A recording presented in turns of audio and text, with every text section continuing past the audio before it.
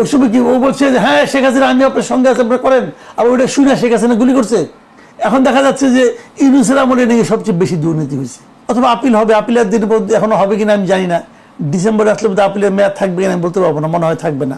তাহলে আপনি নেতা ফাঁসিতে চয় দিলেন, ফুয়াদ ভাই এখানে আসেন, উনি আর ওনার পলিটিক্যাল পার্টি আর ওনার একটা আছে, ওনাদেরও একটা ভয়েস আছে। কিন্তু আমি সকল পলিটিক্যাল পার্টিকে বলি যে আপনারা বিভক্তি রাজনীতি আর করেন না। যদি শেখ হাসিনা ফেরে, বা আপনারা বলছেন হয়তো ফিরতে পারে, যদি ফিরে আসলে কাদের বেশি ক্ষতি বা কারা বেশি বিপদে পড়বে বলে মনে হয়?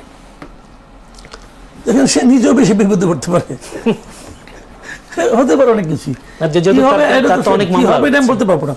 বাট একটা জিনিস হলো আমি কিন্তু কতগুলি সম্ভাবনার কথা বলছি, যে ধরেন হাইপোথেটিক্যালি ধরেন উনি ফিরল, হয়তো সকল সম্ভাবনাকে আমি বাদ দিলাম, সব কিছুকে বাদ দিয়ে বললাম যে উনি প্লেনে করে কীভাবে প্লেনে ফিরল, এয়ারপোর্টে উনি যেদিন আসবেন সবাই জানলো, তাহলে কি হবে? তাহলে ওনার তো অনেক কর্মী সমর্থক আছে, আওয়ামী লীগের লোকজন তো আছে বাংলাদেশে। আওয়ামী লীগকে আপনি রাজনীতি করতে দেন বা না দেন, দিতে চান বা না চান, এর উপর তো নির্ভর করবেন এই লোকগুলো বাংলাদেশে আছে। এদেরকে আপনি বঙ্গোপসাগরে নিয়ে ফেলে দিতে পারবেন না, এরা কর্পূরের মতো উবেও যাবে না। তো তারা যদি ওখানে যায়, গেলে কি হবে? গেলে একটা ম্যাসাকার অবস্থা হয়ে যাবে। যে মনে করেন এখন ওনাদের যদি আপনি যেতে না, যেমন ধরেন 23 তারিখে ওনাদের প্রতিষ্ঠা বার্ষিকী, কই অনলাইনে কে জানি কি বলছিল প্রতিষ্ঠা বার্ষিকী পালন করো, কি পালন করবে তাও বলে নেই কিছু। তাতেই দেখেন গভর্নমেন্ট 6 জেলায় আর্মি নামাই দিছে, বিজেপিও নামাইছে। এখন তার মানে কি হয়েছে? পুলিশের উপর গভর্নমেন্ট নির্ভর করতে পারে নাই। তো এটা তো আমি মনে করি যে এক ধরনের ভীতি, এবং এই ভীতিটা একদম অমূলক ভীতি, সেটা আমি হয়তো ভাবতে পারি, কিন্তু গভর্নমেন্ট তো ভাবে নাই। গভর্নমেন্ট তো নামাইছে, এখন নামে গভর্নমেন্ট কিন্তু তার শক্তিমত তার পরিচয় দিচ্ছে, তারা এতটুকু ভয় পাইছে। এখন যদি শেখ হাসিনা চলে আসে, তাহলে গভর্নমেন্ট কি করবে? গভর্নমেন্ট বলতে ঠিক আছে ওখানে কেউ যাইতে পারবে না, ওখানে 144 অথবা আপনি কারফিউ দিয়ে দিলেন, ধরলাম সবই ধরলাম, যে তারপর সে আসলো। এখন বলবেন যে না তাহলে এত সে বোকা হবে না, আসবে না। শেখ হাসিনা আপনি হাজার সমালোচনা করেন ভাই, কোনো সমস্যা নাই, কিন্তু সে যে একজন সাহসী মহিলা এটা কিন্তু আপনি অস্বীকার করতে পারবেন না। তার কিন্তু ভাই সাহস আছে।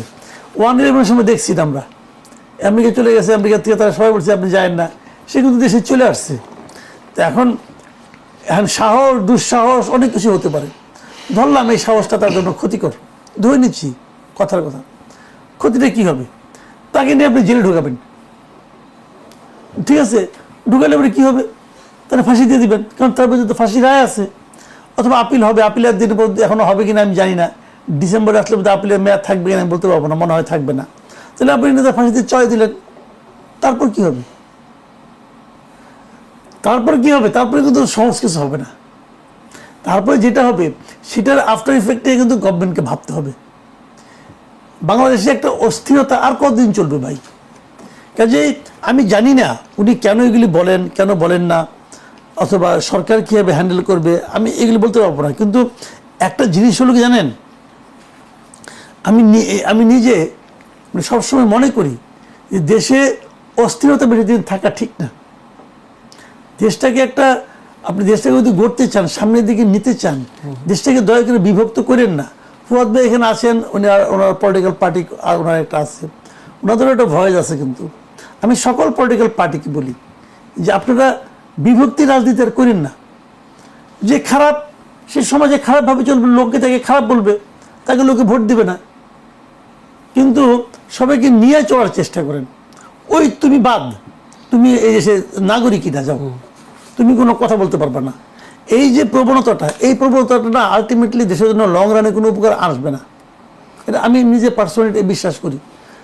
আর ফুয়াদ ভাই যে কথাটা বললো যে আওয়ামী লীগ মানে যে দলটাকে দেশ থেকে একবার পালাইয়া যেতে হয় তারা আর ব্যাক করতে পারে না, এটা হয়তো অনেক জায়গায় আছে, আবার অনেক জায়গায় নাইও।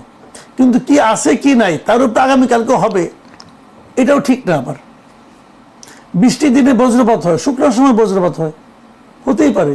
এই যে মার্কোস চলে গেছিল ওটা ফিলিপিন্স থেকে, তার পোলা তখন ওই দেশের করে সরকার প্রধান, তারই ছেলে, ওই পার্টি। তো এগুলো হবে না একদম, তা তো না। তো এখন কোশ্চেনটা হলো কি, মানুষ অনেক কিছুই ভাবে, বিষয়টা হলো যে বর্তমান সরকার যদি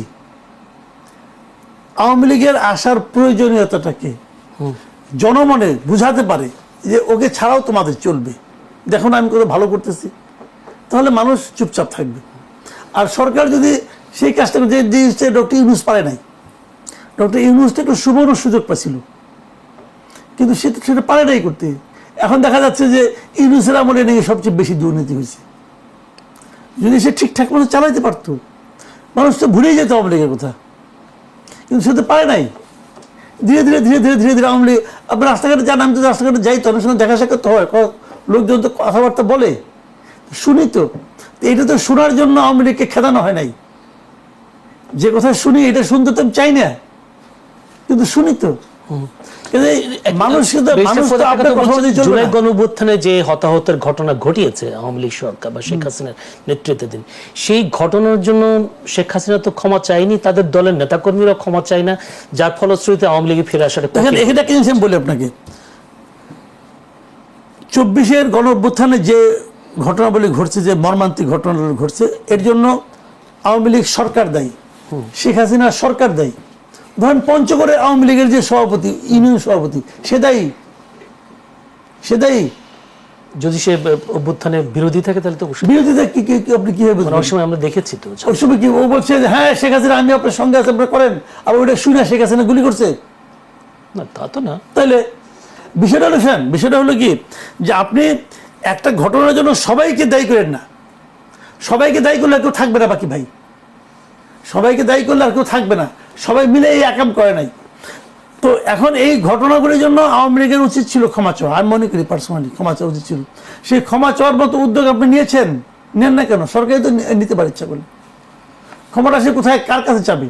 1 নম্বর। 2 নম্বর, প্রথম দিকে কয়েকদিন দেখেন আওয়ামী লীগের, আমি যেটা মনে করি আওয়ামী লীগের ওই সময় সরকারে যারা ছিল, আওয়ামী লীগ দল যারা চালাতো, সেন্ট্রাল কমিটিতে যারা ছিল, আওয়ামী লীগের বিভিন্ন এমপি যারা ছিলেন, এরা প্রত্যেকটা লোককে আপনি দায়ী করতে পারেন, কোনো সমস্যা নেই।